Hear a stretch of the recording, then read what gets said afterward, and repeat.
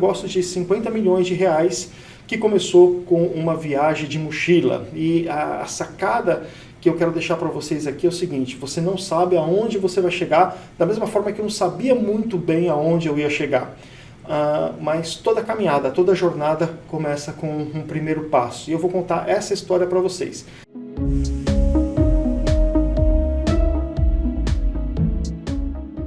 Meu pai sempre foi um advogado, administrador de empresas e jornalista. Ele era formado em 3 faculdades, trabalhava muito. Meu pai era um cara que acordava super cedo, ia dormir super tarde, não tinha hora para chegar em casa, estava sempre disposto a trabalhar. E eu lembro de inúmeros fins de semana que ele trabalhou sábado, trabalhou domingo, enfim, era um cara que não media esforços em trabalhar. Eu fui criado dessa maneira e fui criado entendendo que, naquela época pelo menos, né, acho que hoje ainda é assim, você tem que matar um leão por dia, né?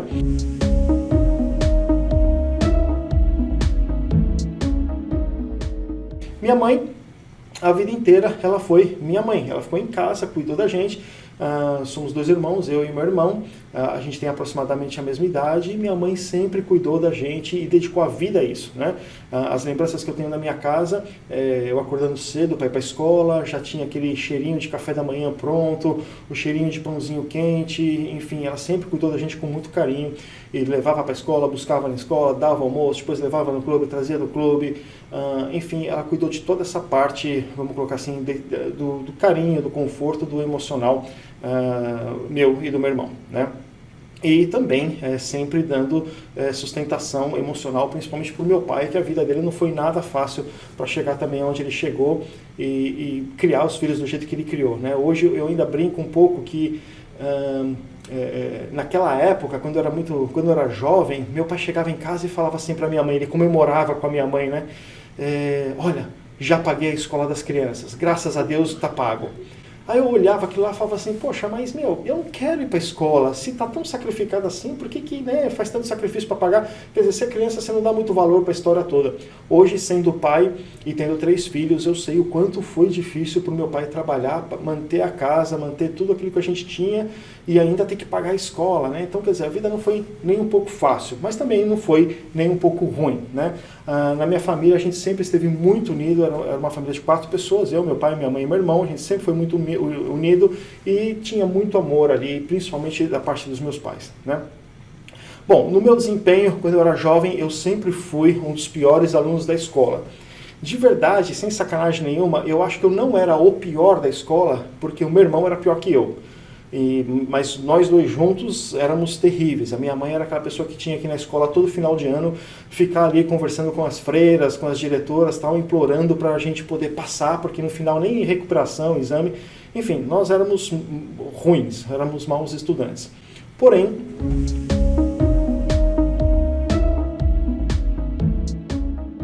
a gente sempre foi muito popular na escola. Não popular naquele sentido ruim, mas popular porque a gente sempre agitava algum evento, a gente sempre organizava alguma coisa, a gente sempre estava se mexendo, fazendo alguma coisa. Ou seja, a escola foi um período muito bom. Eu e meu irmão, a gente participou muito de tudo, a gente só não gostava de estudar. No resto, a gente liderava em absolutamente tudo. Eu lembro que durante uma fase difícil do meu pai, a gente teve que sair da escola particular para ir para a escola estadual. E quando eu cheguei na escola estadual, cara, era horrível, era nojento, era fedido, tinha gato para tudo quanto é lado, xixi, cocô de gato, era uma desgraça. E a hora que eu cheguei naquela escola, uma semana depois, eu já estava agitando ali uma vaquinha, mutirão, com vários alunos para a gente comprar uma máquina de pressure washer para poder lavar a escola, entendeu? Então a gente sempre liderou, a gente sempre teve essa postura, independente de ser bom aluno ou mau aluno.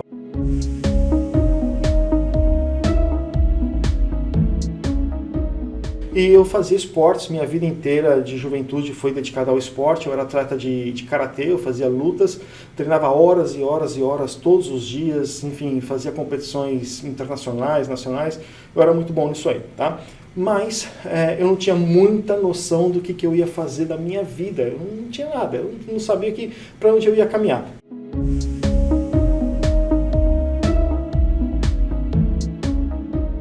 Então, por isso, eu optei por fazer educação física devido ao sucesso que eu tinha como atleta. Na época, eu era um ótimo atleta de lutas.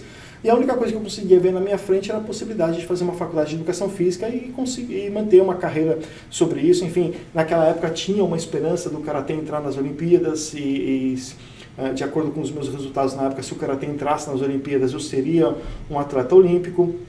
Mas enfim, também não rolou. Eu fiz a faculdade de educação física do mesmo jeito. Minha faculdade foi 70% zoeira e 30% estudo, né? Eu estudava aquilo que me interessava, que era biologia, anatomia, musculação, fisiologia, mas a maioria das matérias da faculdade realmente não me interessava, também não era tão bom aluno assim, mas nas matérias que eu gostava, eu sempre fui um dos melhores, né? Na faculdade eu comecei a entender o prazer de estudar e conhecer, enfim, eu comecei a ter o prazer de ter conhecimento. Isso foi muito legal na faculdade.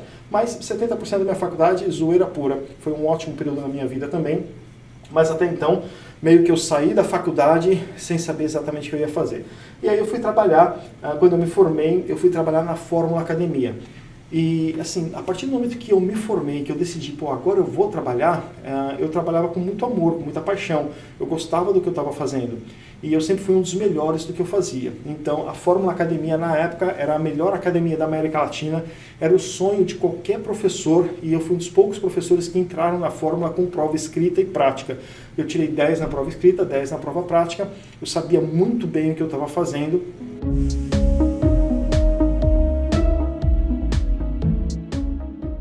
E fui trabalhar na Fórmula Academia, inventei o Aerofighting, fiz aquela modalidade de ginástica com movimentos de luta. No Brasil, fui eu e o Geraldão, que até hoje, se não me engano, ele é técnico da Seleção Brasileira de Karatê. Esse cara foi um dos melhores lutadores de Karatê que já passaram no Brasil, um excelente atleta, era muito amigo meu, porque a gente treinava junto, era da seleção, e ele, em 6 meses, a gente se encontrando, montando alguma coisa, né? Mesmo sendo funcionário, eu tinha essa mentalidade de empreendedor e a gente desenvolveu o Aerofight.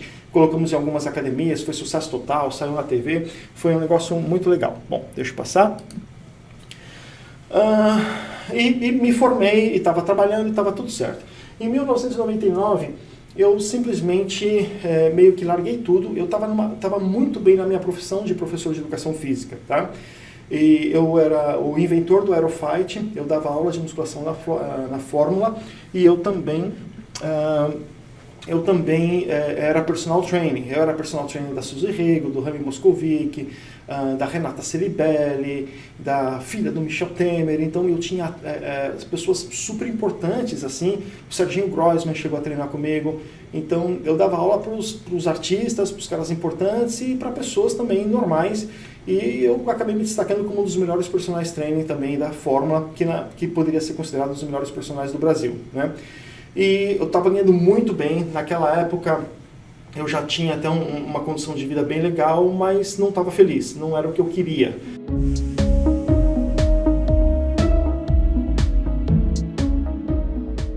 E eu simplesmente larguei tudo, abandonei tudo, peguei uma mochila e vim para os Estados Unidos. Então eu fui para Washington DC porque tinha uma pessoa que era conhecido de um conhecido e que poderia abrir a casa dele para eu ficar lá até eu entender o que eu poderia fazer, alguma coisa assim, sabe? Coisa para aquelas meio de loucura.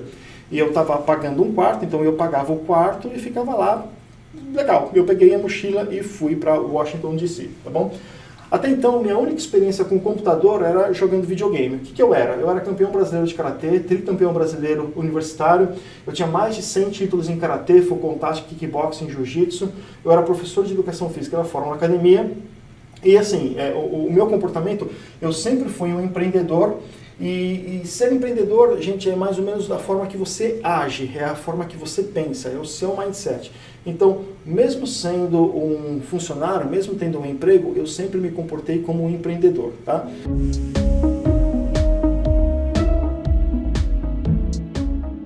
Bom, quando eu cheguei em Washington, eu encontrei esse camarada aqui, que era o Mario Yamazaki. Como é que foi isso? Que quando eu cheguei em Washington, eu me instalei na casa daqueles amigos, a gente, enfim, me familiarizei um pouco. Uma semana depois eu estava procurando uma academia para eu treinar, porque eu não queria ficar sem treino, né? Porque eu era lutador.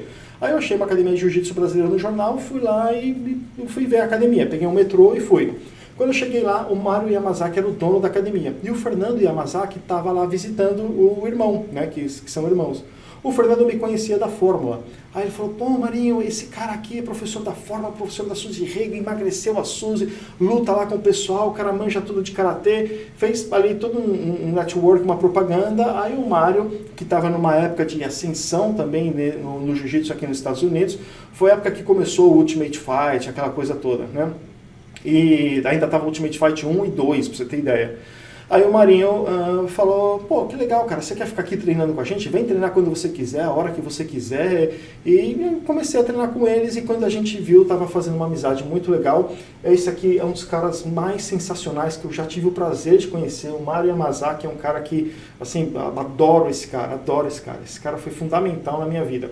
E um dia ele chegou pra mim e falou assim, velho, fica aqui com a gente na academia, vem morar com a gente, nós estamos alugando um apartamento lá, colocando um monte de lutador para morar junto. Fica com a gente, aí você, né, treina, faz sparring aqui na academia, dá pra você ganhar uma grana fazendo algumas lutas, algumas coisas assim, fica aqui com a gente. Eu não pensei duas vezes, falei, pô, que legal, cara, eu vou poder morar com os lutadores, enfim, eu tava meio que largado no mundo mesmo, peguei minhas coisas e fui, e a gente começou a morar junto num apartamento, eu, o Mário e mais alguns lutadores, né. Durante o dia a gente treinava, a gente ganhava dinheiro fazendo sparring com outros atletas, ele dava personal training para lutadores do UFC.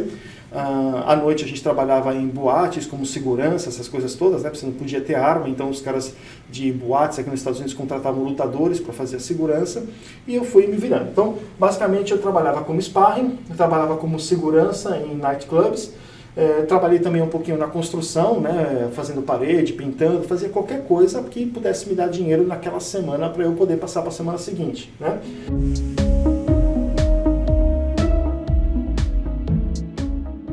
E morando junto com os lutadores na academia, eu descobri a internet. Por quê? Porque um deles, deixa eu ir mexendo no mouse aqui para não parar o vídeo, um deles também veio do Brasil, era lutador, foi morar com o Mário, e o negócio dele era a internet, o cara era programador, o cara era meio gênio, o nome dele é Hamed, também é um cara sensacional, uma das melhores pessoas a qual eu já pude ter o prazer de conhecer. E esse cara meio que me apresentou a internet, ele me mostrou o que ele fazia, me mostrou o escritório que ele estava trabalhando, ele conseguiu um emprego no escritório de uma empresa que desenvolvia websites, na época ele estava fazendo o site da Discovery Channel, o cara era super fera, super legal, enfim, ele me apresentou a internet, né? Então, o que aconteceu que foi paixão à primeira vista, quando eu descobri a internet. Então, quando ele me apresentou a internet, eu entendi o que era um website, o que acontecia, o que eu podia fazer.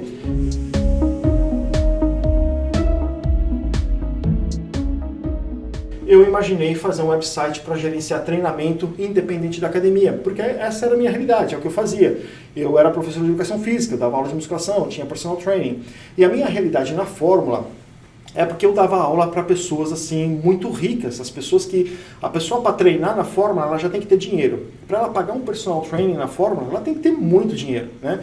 Então a realidade dessas pessoas para mim era completamente diferente, mas eu comecei a entender um pouquinho mais a realidade dessas pessoas. E a realidade dessas pessoas, elas viajavam muito, passeavam muito, estavam sempre em hotel e de vez em quando desmarcava o treinamento porque estava numa outra cidade, num outro país e fazia o treinamento lá mesmo.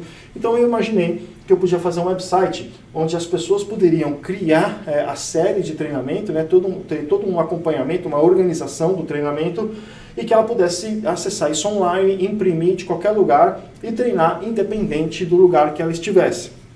Não é nenhuma ideia de gênio, não é nada espetacular.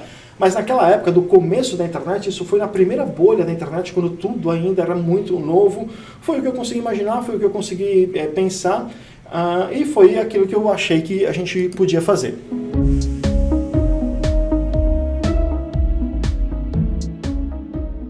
Bom, então, no ano de 2000, eu já estava sentado projetando o meu primeiro site, né? Eu lembro que eu peguei um papel enorme, coloquei numa mesa assim, fui fazendo fluxograma de treinamento. Então, tá aqui, a lógica do sistema, era um sistema que criava séries de treinamentos. E, por exemplo, a pessoa queria ganhar massa muscular, era homem e podia treinar 3 vezes por semana, criava uma série para essa pessoa que era completamente diferente de uma pessoa que queria simplesmente emagrecer, era mulher e treinava 5 vezes por semana. Então o sistema, eu fiz um fluxograma todo que o sistema ia organizando e dava a série certa para a pessoa, né? Na hora que eu fui fazer isso aí, então, que o meu amigo me explicou mais ou menos como era, eu falei, pô, tá aqui o planejamento, eu quero montar esse site, aí eu descobri que eu tinha que pagar por programação e design, não ia cair do céu, eu tinha que pagar para ele fazer isso para mim, né? E aí eu voltei para o Brasil com essa ideia pronta para conseguir investimento.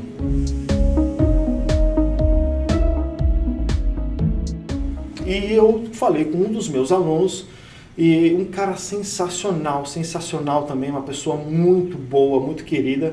E ele falou, pô, Eric, eu gostei dessa ideia, esse negócio de internet parece ser legal, quanto você precisa? Eu lembro que na época eu falei alguma coisa assim, cara, acho que vai dar, sei lá, mais ou menos uns $10 mil. Que, pra mim era muita, muita grana, $10 mil naquela época. E ele falou, não, então tá bom, então vamos fazer junto, meio a meio, não, em 3 partes, fica eu, você e o programador, eu invisto os $10 mil para o pessoal trabalhar, desenvolver, fazer, e a gente fica com esse site dividido em 3 partes. Aí o que eu fiz? Peguei o dinheiro, voltei para os Estados Unidos e falei com o meu amigo, a gente começou a desenvolver junto o site. Deixa eu clicar aqui.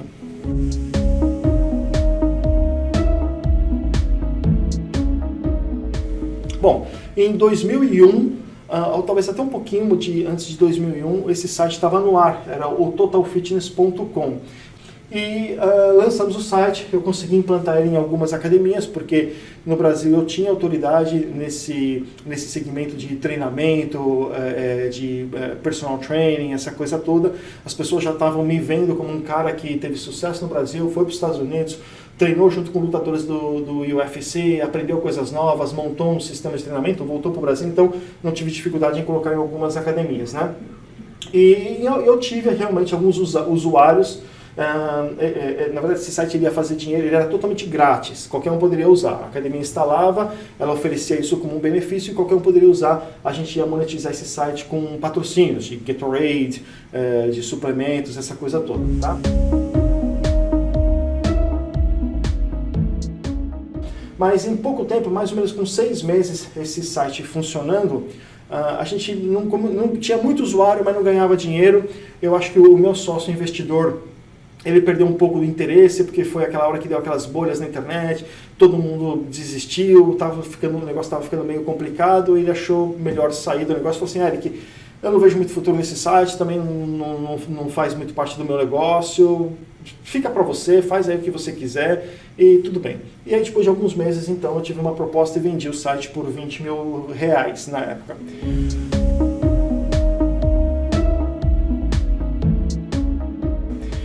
Cara, R$20 mil na minha mão naquela época era muito, muito dinheiro. Eu nunca vi tanto dinheiro de uma vez só. R$20 mil porque eu vendi um site, um sistema.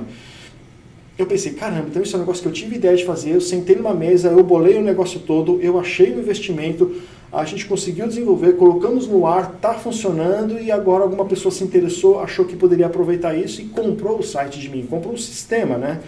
E eu falei, pô, que legal, é isso que eu quero fazer pro resto da vida. Então eu comecei a despertar muito mais interesse na internet aí, né? Porque aí eu percebi que realmente dava para ganhar dinheiro.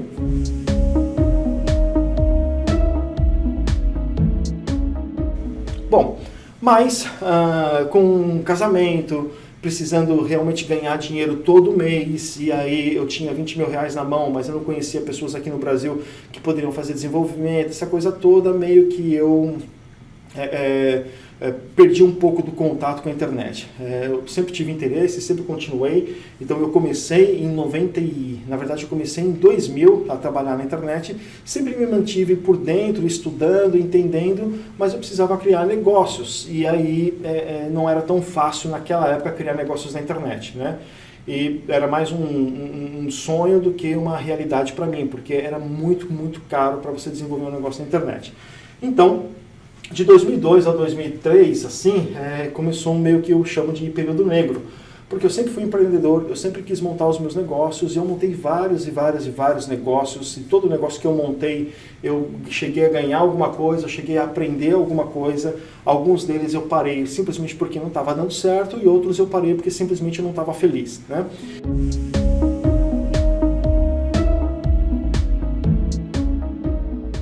Mas enfim, então eu criei negócios fora da internet. Eu montei um jornal de negócios em oportunidades, empregos e concursos, tá bom? E eu investi todo o dinheiro da venda do meu apartamento, porque eu tinha um apartamento nessa época, eu investi todo o dinheiro da venda do meu apartamento nesse projeto do jornal, que não deu certo, eu quebrei, perdi todo o dinheiro do meu apartamento e ainda fiquei com uma dívida gigantesca, tá?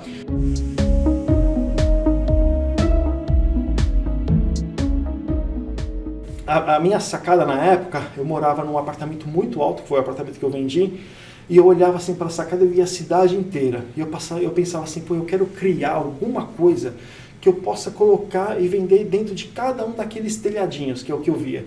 Eu pensava, pô, nem que seja uma caneta, mas alguma coisa que eu quero criar que eu possa escalar. Eu sempre tive essa mentalidade de escalar.